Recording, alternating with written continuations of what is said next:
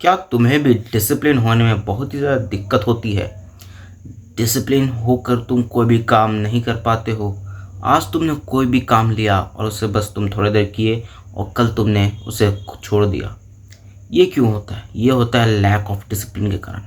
तुम्हें या फिर मुझे भी लैक ऑफ डिसिप्लिन है और आज हम इसे फिक्स करके ही रहेंगे। तो इस वीडियो में मैं आज आप लोगों को ऐसे 5 प्रूवन वेज बताने वाला हूँ, 5 वेज बताने वाला हूँ जो कि आपको डिसिप्लिन कर देगी अगर आप इसे फॉलो करते हो तो स्टार्ट करते हैं।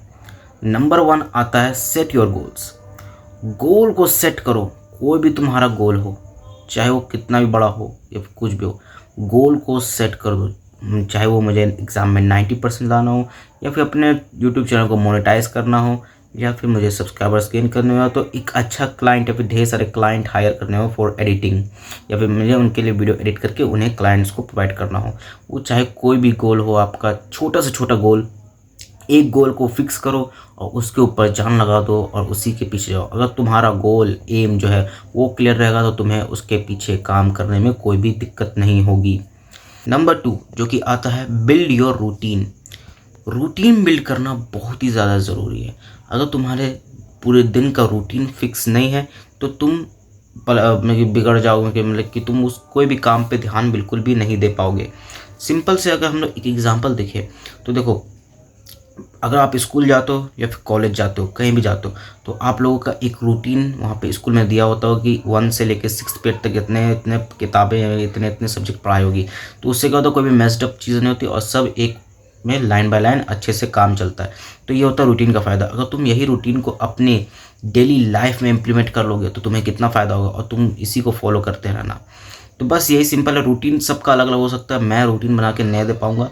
तुम अपने रूटीन खुद से चूज़ करो। तुम अपने आप को पूरे चेक करके और अपना रूटीन खुद से तय करके लिखो। नंबर 3 आता है परसिस्टेंस। फोकस ऑन परसिस्टेंस, यानी कि चाहे दिन कितना भी ख़राब जाए या फिर कोई भी हो, तुम्हें करने का बिल्कुल भी मन ना करे, कुछ भी ना करे, लेकिन बहुत ज़्यादा ख़राब जा रहा, मगर तब भी तुम्हें काम को करना है। काम को करना बहुत ज़्यादा ज़रूरी है। चाहे तुम उसे कितना भी इम्परफेक्ट ही कर दो, परफेक्शनिस्ट मत बनना काम पे। तुम्हें बस उस काम को करना है। तुम्हें बस तय कर लिया कि मुझे डेली 2 घंटे पढ़ने, तो मैं 2 घंटे पढ़ूंगा ही पढ़ूंगा। चाहे कुछ भी हो जाए, कहीं भी शादी हो जाए, बारात आ जाए, कुछ भी हो जाए, मुझे उस दिन 2 घंटे पढ़ना ही पढ़ना। चाहे मैं पढ़ने में बिल्कुल मन ना करे, किताब खोल के बैठ जाओ, मगर बैठे रहो, कुछ काम मत करो, बस किताब को घूरो। अगर नहीं पढ़ने का मन तब भी किताब को घूरो। ये तो तुम बैठे हुए हो ना, तब भी बैठे रहो। यही होता है परसिस्टेंस। तुम अपने आप फोकस ऑन परसिस्टेंस करो ताकि तुम्हें कोई भी काम करने में बिल्कुल भी दिक्कत ना हो और तुम इसे हैबिट बना सको। क्योंकि डिसिप्लिन उसे ही करता है जो कि हर दिन एक ही काम को करते रहना, बिना अगर तुम्हें नहीं भी करने का मन करे तुम उसे करते रहो। आता है get out of comfort zone.